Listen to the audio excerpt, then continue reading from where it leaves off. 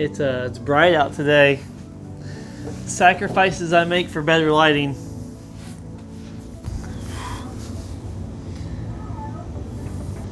Welcome back everyone to another episode. I appreciate you guys tuning in for another video on my channel.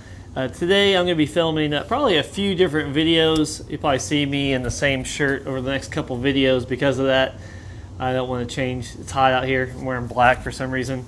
But anyways, right now I'm working on my TJ frame. I'm still working on a little bit of like rust prevention, rust repair type work on my TJ frame. If you guys are familiar with TJs at all, they rust from the inside out. I've talked about it in a previous video about how to get rust out of your frame. I've been dealing with this since I've owned my Jeep. I didn't really understand the problem that TJ's had. So I haven't done a lot of work on TJ frames before, but I'm starting to get into how to prevent it, how to take care of them, what to do to prevent it from rusting from the inside out and stuff like that. But I'll go ahead and I'll link a video I made before of a little tool I bought from Harbor Freight. It's a magnet tool, and I use to kind of fish into the holes on the side of the frame. And helps kind of get some of those flakes out. A lot of people just spray it, or they use some type of pressure washer or hose. That works fine if you have the bumpers off and stuff like that. If you have spots for a lot of those big pieces to fall out, there is a lip on the side of the frame before it gets to the holes that a lot of that stuff gets trapped in, and you can't get that stuff out unless you go in and manually get that stuff out. And this is that tool kind of really helps get that stuff out. So go ahead and, if you haven't watched that video, go ahead and watch that. I'm going to show you another tool today, what I use to kind of bust up some of the larger pieces to kind of make sure the frame on the inside isn't really big, like flaking off. So when you go ahead and when you have it all clean, you can actually spray it and seal it with a rust encapsulator type thing, inhibitor.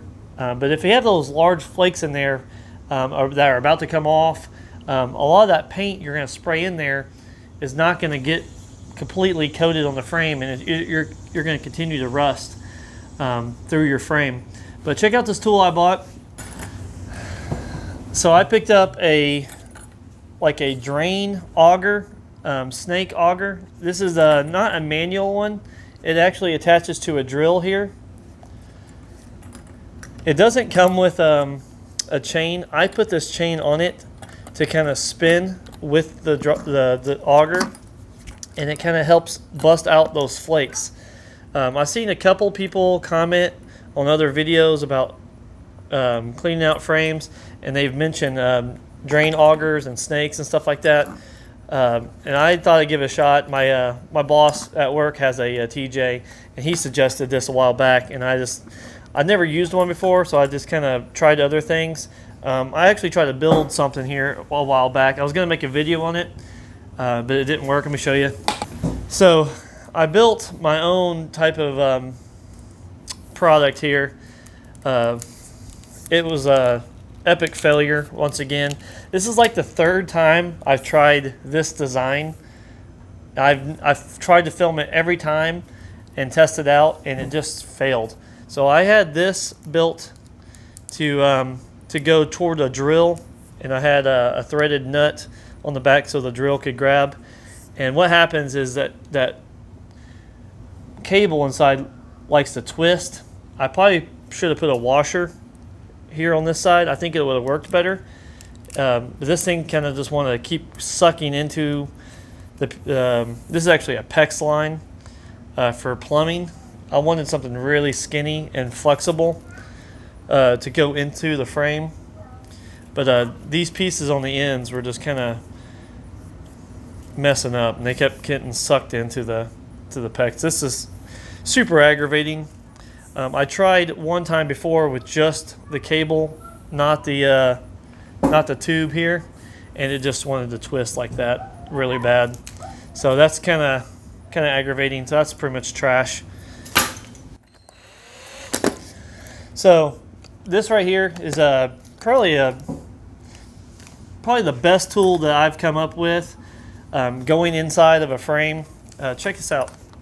You just kind of pull it out. It starts to want to catch as well. You can see this bend in here. It will try to twist on you just like the wire does, but this right here is designed for going into tight spots and making really sharp bends and like plumbing. You know how like a P-trap in a sink is shaped like this, so it's made to go in into some tight spots here. But this thing actually goes out probably about 25 feet, 30 feet. I'm not sure how far it is, but it stretches out really far. The further you stretch it out, the more it likes to get tangled up. So I like to do it in shorter sections, probably about anywhere from like 10 to 15 inches is what I like to do. I seem to get better results, and it doesn't like to twist up as much. And also, when you add some type of like chain on the end, it wants to get bound up a little bit more than if it doesn't. I've done it with the chain and with the chain off, and I noticed that it spins a lot better with the chain off, but it doesn't seem like it's getting a lot of those larger pieces busted down to smaller pieces, the rust as well. This right here seems to kind of hit the walls pretty evenly and kind of gets down into those corners a little bit better, making sure you get like a full circle of the frame. The bottom is kind of where I've noticed that it rusts out the most. The top of the inside of the frame is pretty good on most frames, but this thing seems to be the best that I found. Here's a little sample of what it does. I don't want to get too wild since I don't have some safety glasses on and everything.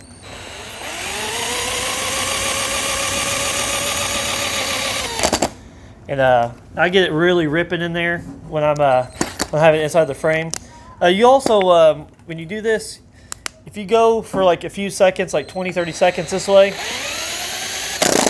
you kind of want to do the reverse on the drill to go back the other way. I don't think it's like super necessary to do that because it's made to spin, but I found that it kind of helps even out the twisting a little bit more, and also just the other direction might have a different type of angle on it.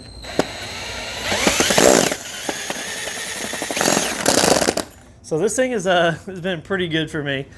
Check it out. I think it's like 25-30 bucks. The first one I bought actually came from Walmart. That one broke, so I went ahead and got another one from Lowe's. They're not too expensive. But yeah, just a quick video. I've been working, like I said, pretty meticulously on cleaning out my frame because I have a project I'm going to be doing soon to kind of restore the inside of my frame.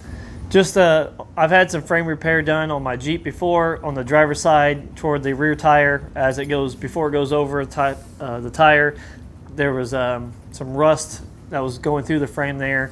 It's like $800 worth of work done on that side. So I'm trying to save that money on the passenger side by trying to go through there and really clean it out really good. And this isn't going to take you this is not going to be a quick project. This thing has been that I've put in a lot of time into, several hours.